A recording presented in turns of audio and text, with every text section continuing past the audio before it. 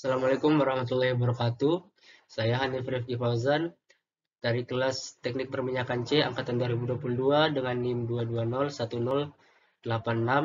Dari kelompok 1 akan mempresentasikan laporan praktikum mengenai osilasi pegas. Abstrak.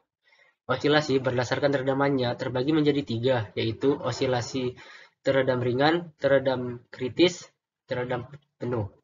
Penelitian ini menyelidiki fenomena osilasi teredam yang disebabkan oleh fluida pada beban yang digantungkan pada pegas. Metode yang dilakukan adalah metode eksperimen dan analisis grafik. Pengambilan data dilakukan dengan menggunakan software video analysis tracker. Hasil penelitian menunjukkan gerakan osilasi teredam kritis terjadi pada beban yang digantungkan pada pegas dalam medium air osilasi. Beban dalam medium minyak mengakibatkan redaman penuh, sedangkan osilasi beban dalam medium udara dapat mengakibatkan redaman ringan. Kata kunci, osilasi teredam, fluida, video analisis tracker. Kata pengantar, puji dan syukur kepada Tuhan Yang Maha Esa, pengasih atas rahmat dan karunia-Nya sehingga saya dapat menyelesaikan penulisan laporan praktikum osilasi pegas dengan baik. Laporan praktikum ini dilakukan sebagai syarat untuk melakukan kegiatan praktikum. Jadi ini daftar isinya. Bab 1 pendahuluan. Perkembangan ilmu pengetahuan dan teknologi saat ini sangatlah membantu dalam melakukan kegiatan sehari-hari. Misalnya pada saat melakukan praktikum kali ini yaitu tentang osilasi pegas yang mana sering atau dapat dijumpai di lingkungan sekitar.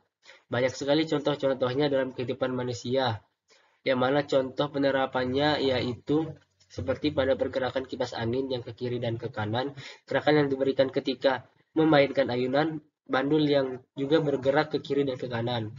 Tujuan menentukan konstanta pegas pada pegas seri dan paralel. Mempelajari hubungan konstanta pegas dengan periode osilasi pegas. Permasalahan, bagaimana menentukan konstanta pegas seri dan paralel. Bagaimana mempelajari hubungan konstanta pegas dengan periode osilasi pegas. Bab 2 dasar teori gerak osilasi pegas.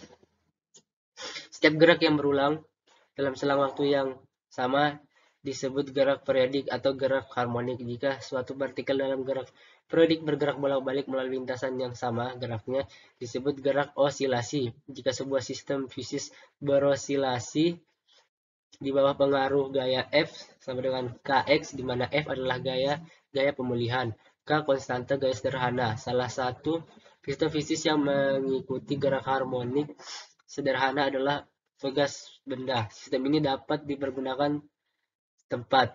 Halliday dan Resnick 1978 46.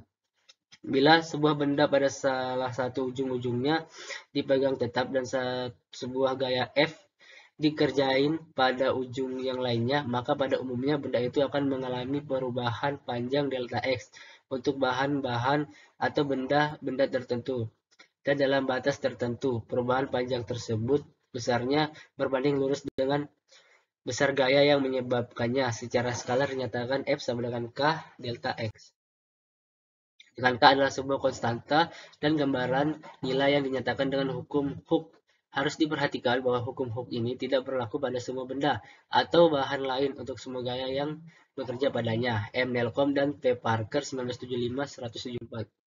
Bab 3 metodologi flowchart. Jadi flowchartnya seperti ini bisa dilihat. Untuk flowchartnya, alat itu ada statif, beban gantung, pegas, dan mistar. Peralatan kerja atau prosedur kerja, siapkan beban statif dan mistar, gantungkan pegas pada strip, jepit mistar pada penjepit yang terletak di bawah pegas dengan skala 0 tepat di bagian bawah pegas. Ukur dan catat pertambahan panjang pegas. Bab 4 analisa dan pembahasan. Jadi untuk analisanya sendiri seperti ini. Bisa dilihat untuk hasil analisa data yang diperoleh seperti ini. Ini untuk skala 5 dan yang tadi untuk skala 6. Perhitungan. Nah, jadi di Dari hasil analisa percobaan data skala 5 dan skala 6 didapatkan hasil perhitungan seperti ini.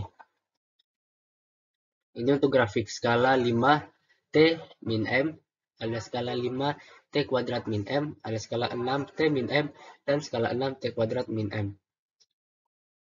Bab 5 kesimpulan dan saran. Kesimpulan, selain dengan menggunakan rumus hukum Hooke, kita dapat menentukan nilai tetapan pegas dengan melihat gradian garis yang dibentuk. Pertambahan panjang pegas tergantung pada gaya yang diberikan. Semakin besar gayanya, maka semakin besar pertambahan panjang pegas. Nilai tatapan pegas berbeda-beda dan setiap pegas yang dipengaruhi oleh luas permukaan pegas, gravitasi, suhu, dan diameter pegas.